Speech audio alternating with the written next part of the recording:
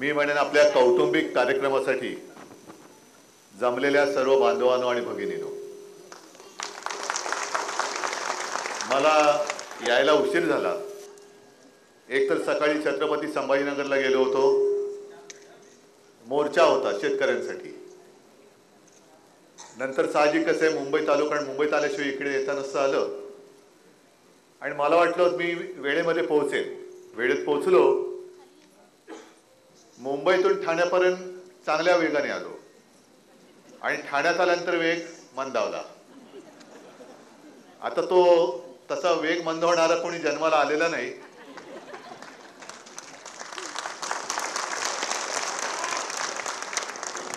पण ठाण्याच्या ट्रॅफिकने वेग मंदावला। आणि मग मी आताही चित्रफित आपण पाहिली, तेच माझ्या मनात आलं की ते जे काही ठाणं होतं, ती जी काय आपली शिवसैनिकांची पिढी होती, म्हणजे आजही त्यातले शिवसैनिक आहेत, राजन आहेत, सगळेच आहेत, पण तेव्हाचं ठाणं हे ठाणेकरांना आनंद देणारं होतं। आणि आत्ताचं ठाणं हे मला असं वाटतं कॉन्ट्रॅक्टरचं ठाणं झालेलं आहे। सगळे इथून तिकडे तिकडून तिकडे सगळं लुटून फस्त करून टाकलेलं आहे ठाणं। आणि त्या भ्रष्टाचाराविरुद्ध आता येत्या सोमवारी मोर्चा आहे। आवाज उठवायचा नाही तर काय करायचं? आज अनंत तऱ्यांची आठवण मला आता वहिनी म्हणाल्या, ते असते तर किती आनंद झाला असता त्यांना। म्हटलं ते असते तर आपल्याला किती आनंद झाला असता। आणि काही वेळेला असं असतं किंवा होतं, सगळ्यांच्या आयुष्यात होतं की काही जण प्रामाणिकपणाने निष्ठेने सांगत असतात आणि अशी भोवताली गर्दी असते की आपल्याला कळते की हा माणूस खरा आहे, पण निष्ठेची मुखवटी लावलेली माणसं आपल्या आजूबाजूला एवढा वेळा घालून बसतात की नाही म्हटलं तरी थोडंसं नकळत दुर्लक्ष होतं। आणि आता मला एक नाही म्हटलं तरी पश्चाताप होतोय की तेव्हा जर का अनंत तर यांचं ऐकलं असतं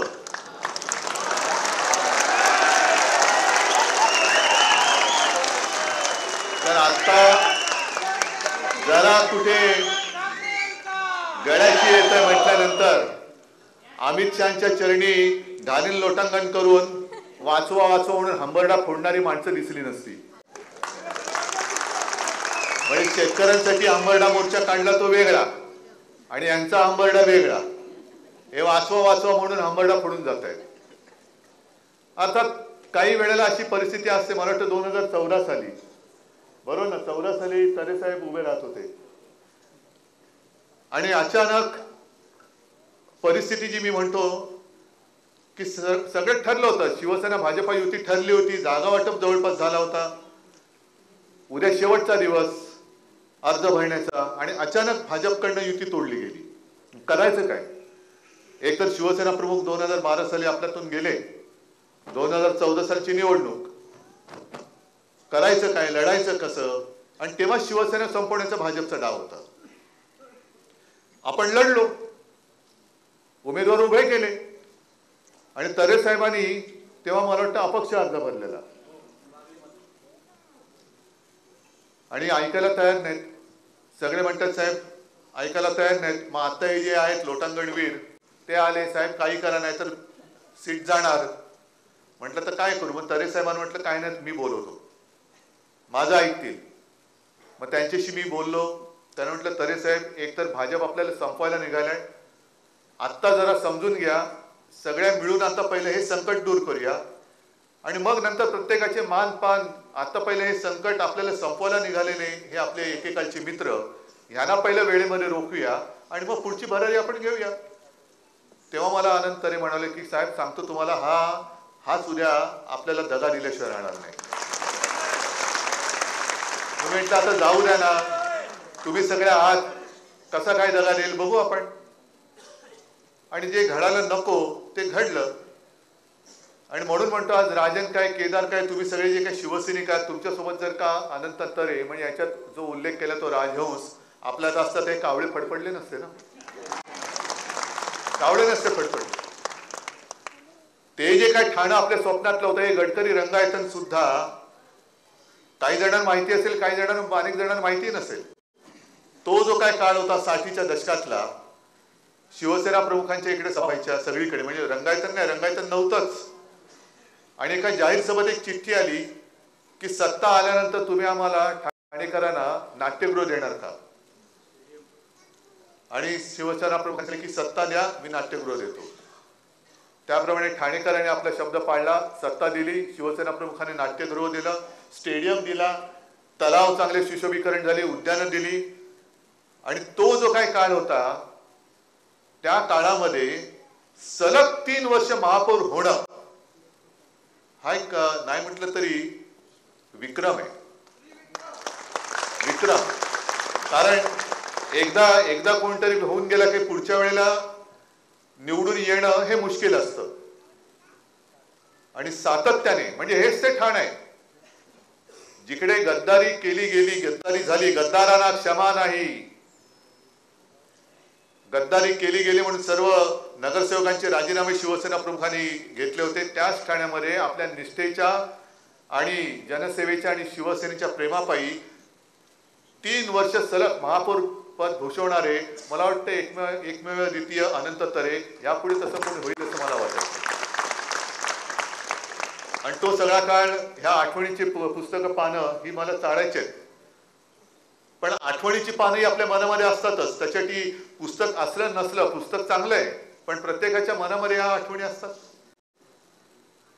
हेच ते ठाणं. या ठाण्यामध्ये दिग्गज म्हणजे सुरुवातीपासून आनंद दिघे आहेत, वसंतराव मराठे आपले पहिले नगराध्यक्ष जनतेने निवडून दिलेले, त्याच्यानंतर मग आनंद दिघे, मोदा जोशी, प्रकाश परांजपे, रघुनाथ मोरे, कितीतरी, म्हणजे सगळे एकापेक्षा एक सरस. ही सगळी माणसं असती आज आपल्या सोबतीला, राजांच्या सोबतीला, तुमच्या सगळ्यांच्या सोबतीला, तर कोणाची हिंमत होती ठाण्यामध्ये गद्दारीतला ग उच्चारण्याची? हिंमतच झाली नसती.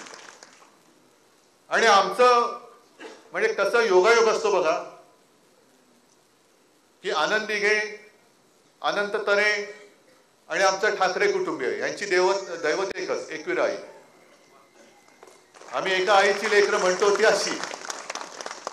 आणि त्याच्यानंतर जेव्हा तरे साहेब तिथे ट्रस्टी झाले, मला वाटतं अध्यक्ष, कधीही दर्शनाला जायचं, आदल्या दिवशी जरी फोन केला तरी आमच्या आधी गडावर जाऊन पोचलेला असायचा माणूस.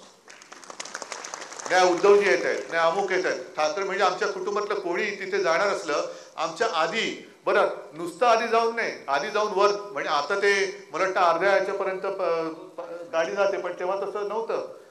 गड सोडून वरती जायचे, सगळी सोय करायची, पुन्हा स्वागताला खाली येऊन उभे.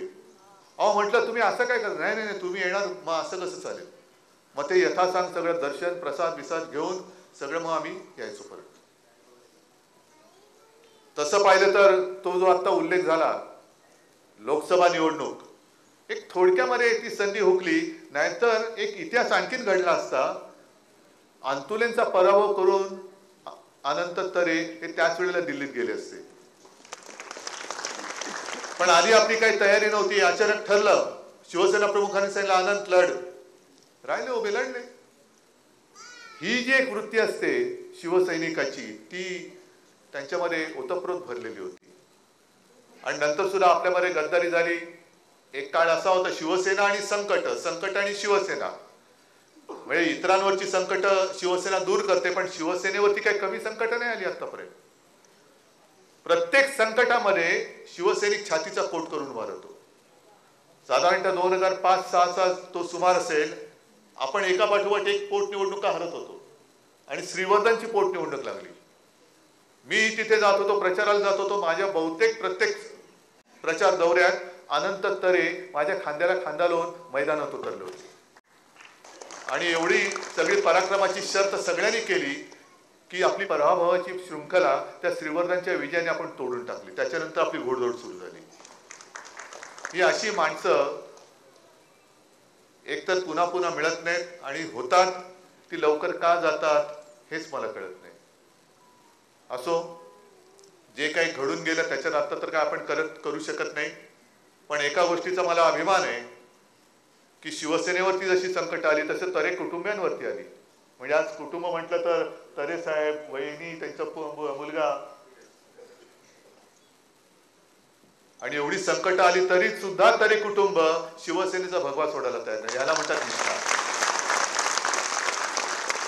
मी वहिनी तुमचं गेल्या आठवड्यात पाहिली मुलाखत टीव्ही युट्यूबवरती आणि पत्रकार परिषद तुम्ही पण पाहिली का? नसेल पाहिली तर बघा. पाहिले ना? याला म्हणतात वाघ, याला म्हणतात वाघीण. घाबरायचं नाही, आहे ना आई एकविरा आपल्या पाठीशी आहे. बघू ना कोण येतं मध्ये आपल्या आडवं. कोण अडवायचं तेच बघू. आडवं येणाऱ्याला आडवं करून पुढे जातो तो शिवसैनिक. आणि तीच वेळ आहे कदाचित आई एकविरा आपली परीक्षा बघत असेल की तुमची सगळी आयुधं काढलेत, आता कशी लढता बोला. बस तुझ्या आशीर्वादाचं आयुध आमच्याकडे साठी पुरेसे आहे. त्या आशीर्वादाच्या आयुधावरती आम्ही पराक्रमाची शर्त करून आता दिवाळी येते, महिषासूर मारल्याशिवाय राहत नाही हे आपण आपल्याला दाखवून द्यायचं. ही त्यांचं तुम्ही बघितलं ना चित्रफितीमध्ये दरबार म्हणजे लोक कशी येत होती, कसं त्यांना आशीर्वाद मिळत होते. ते आशीर्वाद फुकट नाही जाणार, कधीच फुकट नाही जाऊ शकत. गोरगरिबांचे आशीर्वाद म्हणजे मी एक गोष्ट नेहमी सांगतो. आता लोकसभेच्या निवडणुकीनंतर आज जसं मी छत्रपती संभाजीनगरला गेलो होतो तसंच लोकसभेला सगळ्या लोकसभेमध्ये मी फिरलो. आणि धाराशिवला आपला ओमदादा आहे, ओमराजे निंबाळकर. प्रचंड सभा झाली आणि सभा झाल्यानंतर एक साधा शेतकरी व्यासपीठावरती आला. शेतकरी म्हटल्यानंतर काय बिचाराचं मळके कपडे, धोतर बितर सुद्धा काय कसं. आणि मला म्हणाला साहेब मला ओमदादाला निवडणुकीसाठी मदत करायची. म्हटलं मदत, मी म्हटलं काय आहे? नाही मला त्याला मदत करायची. बघितलं एक छोटीशी अशी एक पुरचुंडी म्हणा काहीतरी हातामध्ये होती. आता तुम्ही विचार करा त्या शेतकरी एक तर दुःखात, आता तर त्यांचं आयुष्यच उद्ध्वस्त झाले. शेतकरी कधी तसा आनंदात असू शकत नाही कारण पीक आलं तरी हमीभाव नसतो, पीक गेलं तर सगळंच गेलं. आणि तशाही परिस्थितीमध्ये तो शेतकरी हा माझा ओमदादा निवडून आला पाहिजे म्हणून माझ्याकडनं फुलाची पाकळी द्यायला आला होता. केवढे मोठे आशीर्वाद होते. म्हणजे त्या शेतकऱ्याचा 1 रुपया या गद्दारांच्या 1000 कोटी बरोबर होते. आणि ही आपल्या आयुष्याची कमाई आहे. ज्या मार्गावरनं आपण चाललेलो आहोत हे ठीक आहे, त्यांना सगळी आमिष दाखवली जात आहेत, पदं दिली जात आहेत, पण त्यांना कल्पना नाही त्यांचा ज्या वेळेला आता तर वापर संपलाच आहे, पण ज्या वेळेला त्यांचा वापर संपेल तेव्हा कचरा कुंडीत त्यांना फेकून दिलं जाईल आणि मग कपाळावरती हात बडवत ह्याच ठाण्यामध्ये फिरताना तुम्हाला दिसतील. काय करतायत? कोणाच्या मुळावरती येत आहेत? ज्यांनी तुम्हाला राजकारणामध्ये जन्म दिला, ज्यांनी तुम्हाला लोकांमध्ये ओळख दिली, त्या शिवसेना या आईचा घात करता तुम्ही. आणि जो आईचा घात करतो तो काय लोकांना न्याय देऊ शकतो? आणि आता तुम्ही यांच्या पायावरती लोटांगण घालताय. त्याच्या मनात हेच असेल अरे याला जरा कुठे मधाचं बोट चाटवलं तर ह्यांनी आईचा घात केला, हा उद्या उठून माझा घात करणारे निश्चित आहे, मग कशाला याला पोसायचं. हे पाप ते जे करतायत हे त्यांना आत्ता नाही कळणार. घात केल्यानंतर तो घात आम्ही होऊ देणार नाही, अजिबात होऊ देणार नाही. पण घात केल्यानंतर कळेल अरे आपण कोणाशी लढलो, आपल्याला कसं लढवलं गेलं, आपल्याच लोकांना आपल्या अंगावरती टाकलं गेलंय. आणि लढवणारे म्हणजे ही काय कोंबड्याची झुंज नाहीये की कोंबडे झुंजतायत, त्यांचा रक्तपात होतोय आणि झुंजी लावणारा मध्ये मस्त मजा करतोय. ही परिस्थिती आज आपल्या राज्याची आणि आपल्या देशाची आहे. आणि मग अशा परिस्थितीमध्ये ही अनंत तरे साहेबांसारखी माणसं ही आवश्यक वाटतात. आज नुसत्या त्यांच्या आठवणीची पानं, अरे वा छान पुस्तक काढलं त्याच्याबद्दल तुमचं कौतुक आहेच. पण मी सगळ्यांना सांगतोय की हे पुस्तक वाचा, जरूर बघा. पण वा छान काय माणूस होता. नाही, तो त्यातला छानपणा आपल्यामध्ये काहीतरी येऊ द्या, थोडा तरी येऊ द्या. जसं आज म्हणजे असं आता तुम्ही सांगितलं ना की हा दुसरा सुव्यवसाय, एक यशवंतरावांचा आणि दुसरा हा. आपली कोणाची कोण पुस्तकं काढावीत असं माझं म्हणणं नाहीये, पण आपण असं काहीतरी करू शकलोय का की आपल्यानंतर सुद्धा लोक आपली आठवण काढतील चांगल्यानी. हे जरी काहीतरी आपण घेतलं या पुस्तकातून तरी मी म्हणेन या पुस्तकाचं आणि आनंदरांच्या आयुष्याचं सार्थक झालं. असो, आज तुम्ही सगळे इकडे जण आलात. आठवणी तर खूप आहेत, त्या सांगायला लागलं सांगायला लागलं तर आणखीन पुस्तकाची पानं वाढतील. पण अनंत तरे यांनी जे एक आपलं व्रत घेतलं होतं, सेवेचं व्रत, ते व्रत घेऊन आताची सुद्धा शिवसेना पुढे चालले. आणि भाषणाच्या सुरुवातीला मी जो काही उल्लेख केला की आता म्हणजे गाडीत बसल्यानंतर ठाणेकर कसे राहत असतील, कसे इकडनं तिकडे जात असतील, विकास झालाय विकास झालाय विकास झालाय, मग विकास झालाय तर पैसा खर्च झालाय, मग खर्च गेला कुठे, कोणाच्या खिशात गेला. ट्रॅफिक जाम एवढा होतो, एवढा ट्रॅफिक जाम मी यापूर्वी कधी ठाण्यात पाहिला नव्हता. या सगळ्या गोष्टीबद्दल महापालिका लुटले, राज्याची तिजोरी लुटले, मुंबईची तिजोरी लुटलेली आहे. मुंबई आणि ठाण्याची महापालिका म्हणजे मुंबईवरती जवळपास 2.25 लाख कोटीचं देणं देऊन करून ठेवलेलं आहे. कोणी केलं हे? आहे शेतात जायला, शेतात जायला हेलिकॉप्टर. काय शेतकरी, पंचतारांकित शेती, हेलिकॉप्टरनी शेतात जातो. मग इकडे जरा काही मनासारखं नाही झालं का तिकडे जाऊन हेलिकॉप्टरने जातो, पण भाजी कापतो का रेडा कापतो माहिती नाही. तर या भ्रष्टाचाराविरुद्ध येत्या सोमवारी आपण मोर्चा काढतोय. आणि या मोर्चामध्ये मला अभिमान आहे की आपल्या सोबत इतर पक्ष सुद्धा आहे आणि विशेषतः मनसे सुद्धा आहे. कारण शेवटी आपल्या मुळावरती कोण येत असेल, आपण भांडत राहायचं, मग शत्रू हवेत कशाला. आपणच जर का आपले शत्रू होणार असू तर शत्रू आपल्याला बाहेरचे कशाला पाहिजेत, घरातले शत्रू आहेत ना. त्याच्यामुळे आता हे घरातलं शत्रुत्व सगळं बंद करा आणि आपल्या मुळावरती जो आलेला आहे त्याला पहिला उकडून फेकून द्या. आणि तसं केलं तर मग मी आज सांगतो, जसं शिवसेना प्रमुख म्हणाले होते ना, त्या शत्रूला जेव्हा उकडून फेकलं जाईल ना, तेव्हा मी स्वतः सगळ्यांच्या सोबत एकविरा आईच्या दर्शनाला येईल.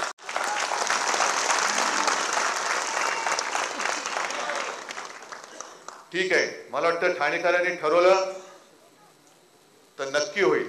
आणि ठाणेकरांनी एकदा ठरवलं की ते ठरवतात आणि तसं ते करतात, आणि तसं तुम्ही ते कराल याची खात्री बाळगतो आणि आपली रजा घेतो. जय हिंद, जय महाराष्ट्र.